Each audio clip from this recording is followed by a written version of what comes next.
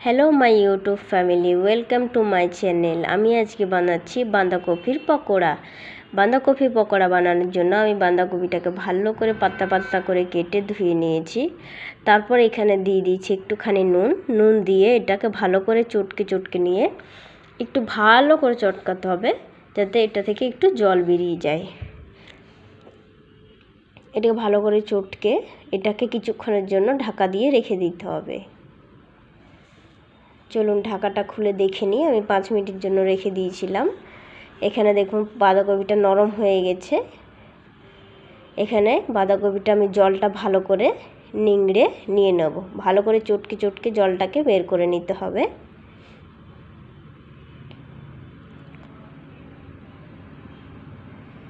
বাঁধাকপির জলটাকে বের করে নিলে পকোড়াটা একটু ক্রিস্পি হয়।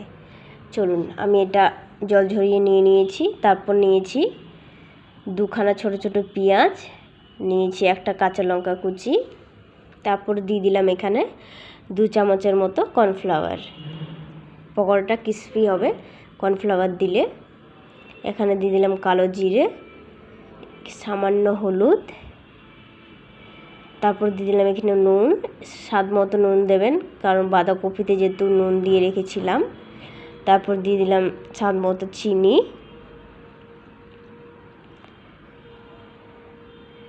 চিনিটা দেওয়ার পর এরপরে দিয়ে দেবো একটুখানি সাদা জিরে। তারপরে দিয়ে দিলাম পরিমাণ মতো বেসন। দেখবেন মেখে কীরকম বেসন লাগবে সেরকম আন্দাজে দেবেন। আমি এখানে 1.5 চামচের মতো দিয়েছি। তারপর এটাকে ভালো করে মেখে নিতে হবে। আপনাদের কাছে কর্নফ্লাওয়ার না থাকলে চালের গুঁড়ো দিতে পারেন। চালের গুঁড়ো দিলে আরও ভীষণ ভালো হয়, ক্রিস্পি হয় বেশি।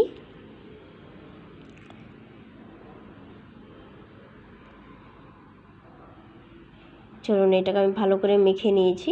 এখানে দিয়ে দিলাম সামান্য জল, বেশি জল দেবেন না, একটুখানি জল দেবেন, না হলে পাতলা হয়ে যাবে।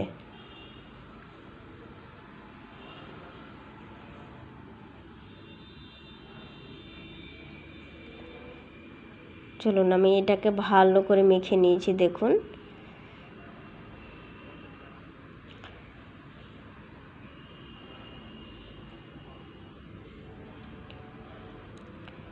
ভালো করে আমার এটাকে মাখা হয়ে গেছে।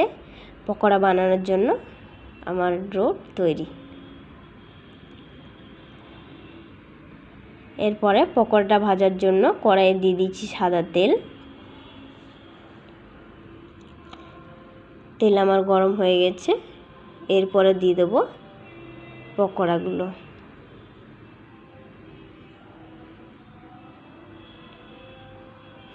একবার করে দেখবেন, ভীষণ ভালো লাগবে। আপনারা যদি ভেজ খেতে চান তাহলে পেঁয়াজটা দেবেন না, তার বদলে একটুখানি দিয়ে দেবেন গাজরটাকে একদম পাতলা করে ঝিরিঝিরি করে কেটে নিতে হবে। তারপরে দেবেন, দেখবেন খুব ভালো লাগবে।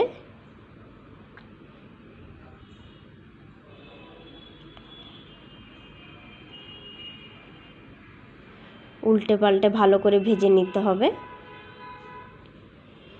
ভীষণ টেস্টি হয় খেতে, ডালের সাথে ভীষণ ভালো লাগে, বা বিকেলে স্ন্যাক্সেও ভালো লাগবে খেতে ভীষণ।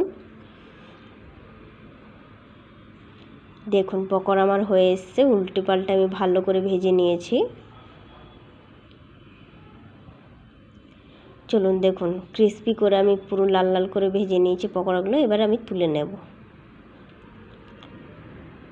রেসিপিটা ভালো লাগলে প্লিজ ভিডিওটাকে লাইক করে দেবেন, আর আমার চ্যানেলটাকে সাবস্ক্রাইব করে দেবেন। দেখুন পকোড়া রেডি, করে দেখবেন একদিন, ভীষণ ভালো লাগবে।